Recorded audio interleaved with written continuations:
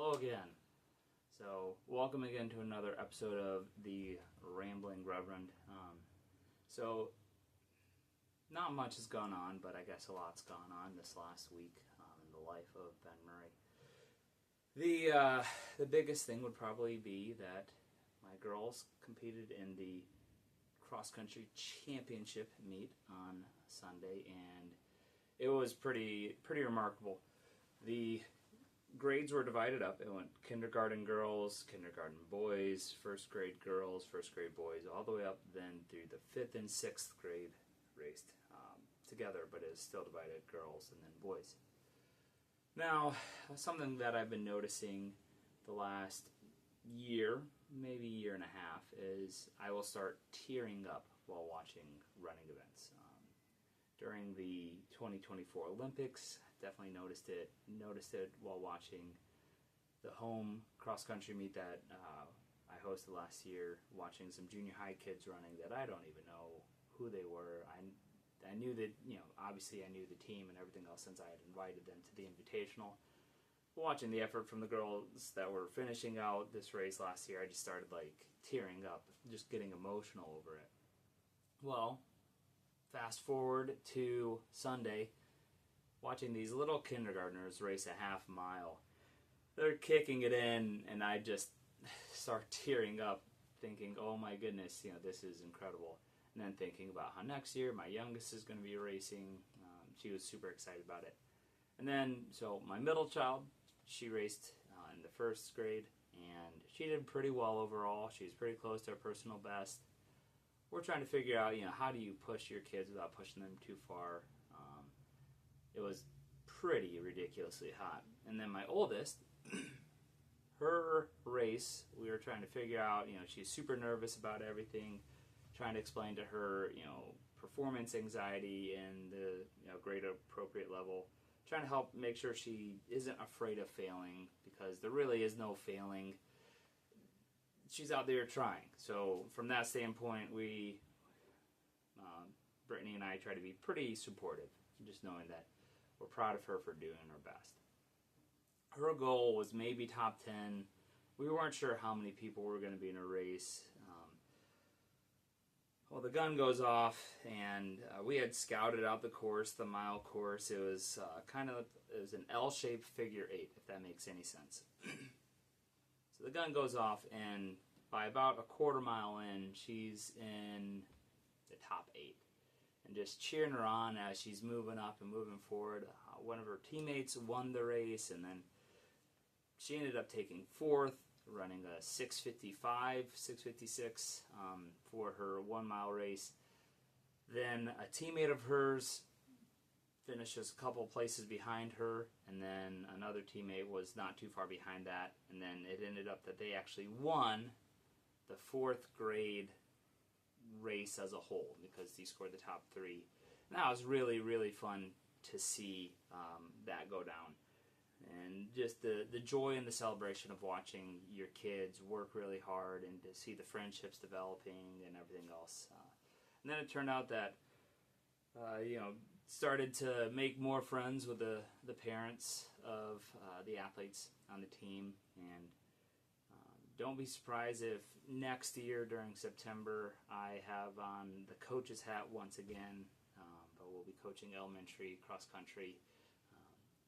When you start crying because something's so beautiful to you, you should probably get more involved with it. That's a little pastoral advice. If something moves your soul so much and you have the opportunity to be involved with it, be involved with it. So that was really neat. That was really special.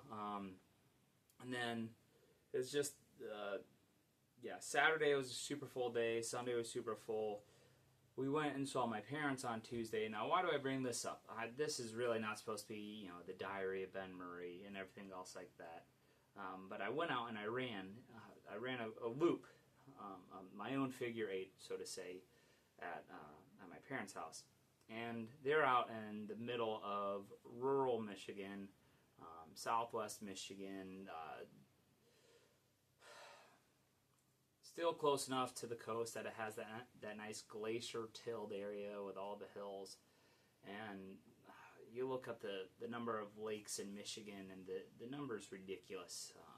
How many lakes there are? So lakes everywhere, ponds everywhere, and I was like, I have a half marathon coming up in November, so I need to get some hills, because out here in Maumee, I mean, there really aren't there aren't serious hills. I mean, if you want hills, you got to go and run down to the river, and which I guess those are fairly serious, but it's not that long, and you got to put a lot of effort into doing it, into making sure you find that hill. But out at my parents' house, I planned out an 8-mile route. And I remembered I knew there was going to be 2 massive hills in it, with then having, in my brain, I remembered 2 other larger hills. Then I forgot that I'd be running one of those larger hills twice because of the route. So I'm going out with my dad, and we're having great conversation about different stuff. It's always good to spend time with your dad. And I had forgot probably 2 to 3 hills that were on that route.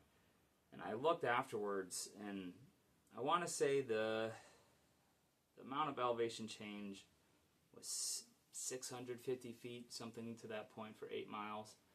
And I compared it to the half marathon I ran in April around Grand Rapids, Michigan, which was supposed to have a fair amount of elevation change. And if I have my calculations correct, it was about 2.5 to 3 times the amount of elevation change in 8 miles as a 13-mile race. So that was a goal, was to get some good hill training in. And my legs were very sore the next day, but I was able to get out and get a run in. But when you think about your life and your upbringing and how different sports and activities affect you, I go back to the fact I never really thought I was going to be a runner. I thought I was going to be a basketball player.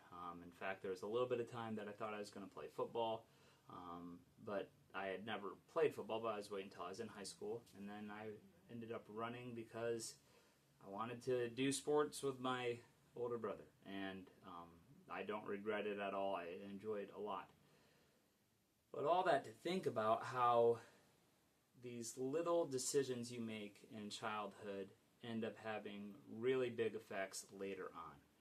I think about how if I had not have run cross country, I probably would not have had as good of a time in track and field. Maybe I would have. But that decision, influenced by wanting to do something with my older brother Tim, turned into being 9 years of coaching, and now something that my kids are doing, and it's a beautiful, beautiful thing. But in the world of the church, I think we need to always realize that small things can become really big.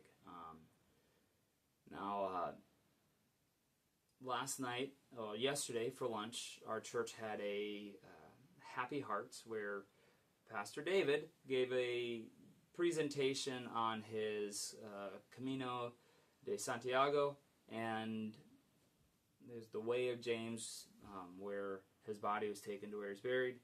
Can't remember which James of the apostles, but before that there was a presentation for a cleaning group. Now, this cleaning and organization group, if you're living in Maumee, I'll try to post their information on my Facebook post about this.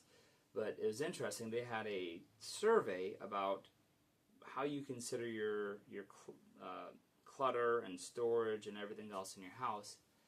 And then it categorized you into 4 different types of people. And it was amusing because the goal was so that way, as a couple, you could communicate better with your spouse and figure out how do you need to store what you have and how do you better reduce conflict. And I thought this would be a perfect, maybe not premarital counseling because you don't have as much stuff usually by the time you're married as whenever you're married, but that would be a very interesting conversation piece and dialogue item for a married couple just so that way they know how to better communicate about storage. We all know that different people react differently. As you can tell by the amount of books and knickknacks and paraphernalia that I have in the room, I'm probably more of the collector than my wife. And so then becomes a point of conflict and conversation about how do you store things and where. And whenever you're able to have categories of how people look at things differently, it helps. It definitely helps. But my sermon on Sunday will be Ephesians 2, 1 through 10. And then I get to preach the next week after that as well. So I get to preach over all of Ephesians 2 in 2 weeks. And one of the fascinating areas of sermon study is trying to find that connecting illustration. Now, David has all these World War II stories and personal biographies. Whenever you've lived 60 years, you have more stories. At 36, I don't have as many stories. I don't have as many illustrations. One of my main accusations could probably be that I'm a get straight to the meat of it kind of preacher. But I spent intentional time yesterday looking at items and looking at stories and trying to figure out how do you find something that connects to the text and has a current point in time connection. And with Ephesians 2, it talks about how you were once dead and then you were made alive in Christ. So then I was thinking about what are the different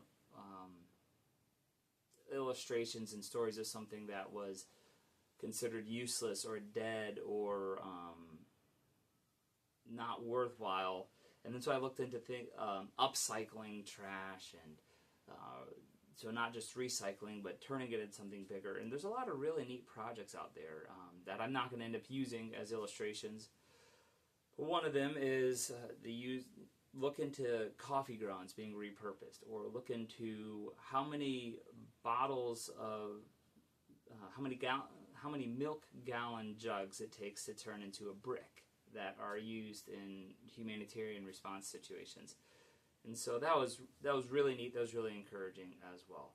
But I don't have a lot more to ramble about. I wish I had more stories. The dialogue and the conversation that I would have with most stories would be better done in conversation with someone else. And that involves better planning than I'm capable of doing at this point. But one friend that I had a conversation with the other day, he's a missionary in the Philippines. I want to have a conversation with him, just talking about what does it look like to do missions in a different place. I have a cousin who runs a nonprofit called Certain Hope. That, how do you view the world as you versus how does someone in different shoes view the world with hope? Just want to get my cousin and her husband, just that dialogue and that conversation. I'm going into it. This in a couple weeks, there's the Mosaics Fall fundraising banquet, and I definitely want to have David, who's one of the main people there at Mosaic, talk about how do we provide hope for people inside of different situations, and then how do we celebrate stories of people overcoming their situations and backgrounds. There's a group called Water for Ishmael here in Toledo, and they provide second language training and job training for people who are immigrants in the community. And I was able to have a short conversation with my daughters about how hard it is to move to a new town. Now, we just moved from Astoria, Illinois to Maumee. It's a 7-hour time difference. Meeting new people, meeting new schools, having a new rhythm with church, having a new neighborhood. And I was like, we speak English well, and my girls are incredibly academically capable. I was like, imagine moving to a place where you cannot speak or read the language. How hard would that be? All of us fail at many different things, and we're competent in English. Imagine trying to navigate this space without the same background in speaking English. So Water First Mill is providing beautiful training there, and I'm so proud of our church for being part of a partnership with them, as well as they're providing Bibles for people in their heart language, because it's super important to make sure you have the scriptures in your own language that speaks to your heart. And there's lots of other ministries that I just want to spend time talking to people about, because it's a wonderful opportunity. And then I got former athletes that are out there crushing it in college. Shout out to Kira for having a great 6K. Meg Simmons won the Fallen Soldier 5K the other weekend. Caden and Avery out there playing football. Then talking to former athletes that are just adjusting. Would love, Noah, how's things going with Late Start and his band? And then just walking through these different categories of conversations, which is also where shout out to the South Fulton cross country team. I saw your results, and the junior high and the high school are both doing great. Carter Chenoweth going under 16 for the 3 mile there at the Rushville course. Yeah, that's probably where I can get rambling. Rushville, there's a lot of history there. Meg Simmons broke Taylor Churchill's record at Farmington, and that was always a course that we looked forward to. It was good competition. It's very coach and spectator friendly. You can see people many different points in the race. It's hillier than I thought whenever I'd first surveyed it. And the irony, though, is there's been 4 or 5 course changes in the last 9 years. And so having a solidified, no knowledge of who has the fastest time on that course from our group. But Carter, you got it, point blank, it's yours. And then I think almost every single one of the high schoolers had season's best or a personal best. It's great to see all those markings. Really proud of that group. Kinley and Kate, wish I had been able to coach you two, but you're doing great. Beth, glad to see you. Had a good meet. Brian, awesome to see him stepping up and doing well in his senior year. It was really cool to see Silas Steiner. I really looked forward to coaching him. Then Dawson and Miles. So that's a super exciting group to see all them do well. Michigan dealt with the same thing that Ohio's dealing with and Illinois is dealing with, where it was hot. It was very hot over the weekend. And I'm proud of everyone who raced on a Saturday and then had to deal with the discouragement of what does it look like whenever you don't do as well as you want. And then you come back and you compete again, and you see that just stepping back and towing the line, you can still do well. So that was super cool, super exciting to see everyone come back and do well. So those are my ramblings.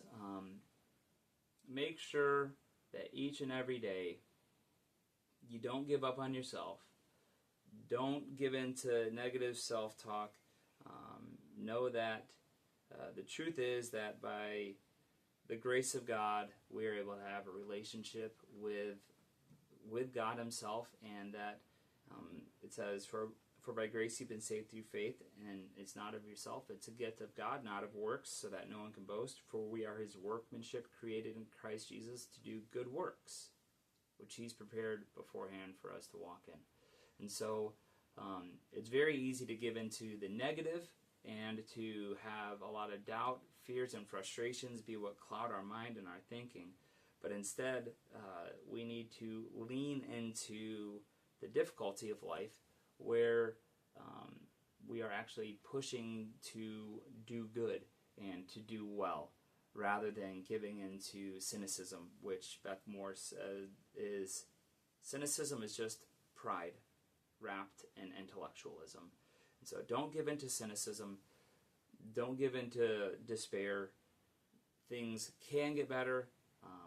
They will get better, or just the reality of sometimes we don't see the value of the difficult situation until later on.